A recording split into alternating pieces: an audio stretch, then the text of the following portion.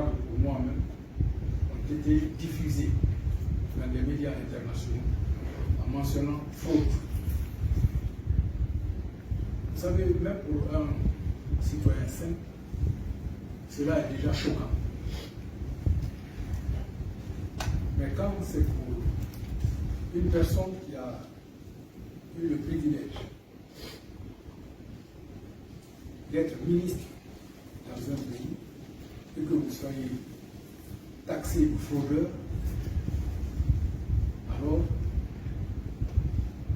vous avez une double culpabilité qui s'enracine dans votre esprit. Non pas que vous soyez réellement coupable, mais vous vous dites quel est le regard que mes compatriotes vont avoir sur moi alors qu'ils m'ont investi d'un niveau de pouvoir qui est exceptionnel dans tout le pays. Mais il fallait être patient, accepter de rentrer dans tous les dégâts, avec quelquefois des humiliations. Mais en ayant la foi et en se disant qu'après tout, nous sommes un homme, donc nous sommes un citoyen, donc nous ne sommes pas au-dessus de la loi. Donc nous devons accepter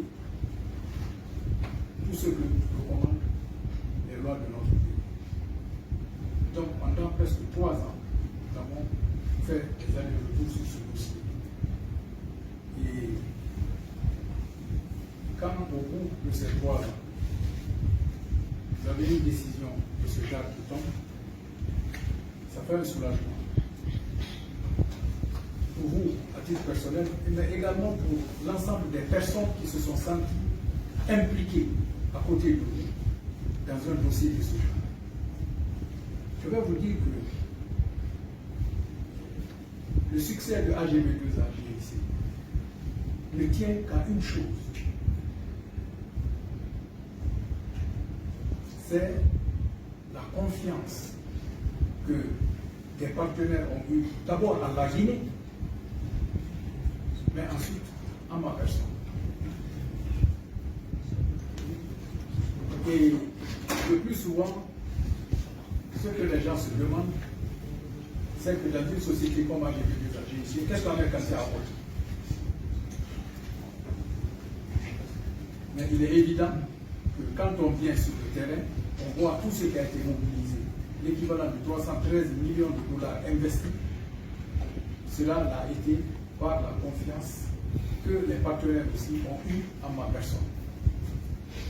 Et c'est une confiance qui a été établie à la suite d'une due diligence qui a été menée sur qui je suis, qu'est-ce que j'ai fait, tout, avant qu'ils ne s'investissent. Donc vous voyez, quand vous avez des charges comme ça, c'est-à-dire la charge des citoyens du pays sur vous, puisque vous les représentez, ensuite des partenaires étrangers aussi qui ont investi en vous, et que malgré tout ce qui a été dit, ils ont gardé le cap, la confiance a été maintenue et les investissements ont été faits, on ne peut qu'être satisfait et encourager tout un chacun, je pense, à travailler sur sa crédibilité et sur la confiance, à être sérieux. Vous savez, il y a de cela quelque temps, quand on dégageait des critères pour que vous ayez accès à des financements, ou même pour qu'on puisse vous juger crédible pour l'ouverture d'un compte bancaire dans un pays sérieux. Avant, ce qu'on vous demandait, c'est quelle est l'origine de vos fonds.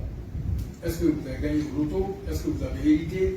Est-ce que vous avez pris des crédits ailleurs, etc., etc. Mais la nouveauté de ces derniers temps, c'est quoi? C'est qu'on met aussi, est-ce que c'est votre crédibilité? Donc la crédibilité, elle est aussi importante que tous les autres facteurs que l'on cite. Parce que grâce à la crédibilité, vous pouvez attirer et faire attirer beaucoup d'investissements dans votre pays. Donc, que cette crédibilité-là n'ait pas été entachée. Je ne peux que m'en réjouir et remercier toutes celles et tous ceux qui m'ont accompagné dans ce, je ne dirais pas pèlerinage, mais dans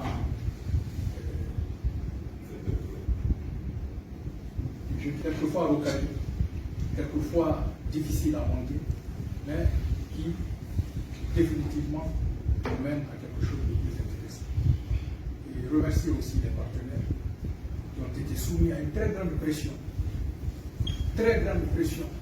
directe de la part de ceux-là qui ne voulaient pas du tout que nous puissions réussir. Mais après leur due diligence, c'est fini. Ils n'ont plus écouté, ils ont investi. Et aujourd'hui, la justice guinéenne les a donné raison. Donc voilà un peu ce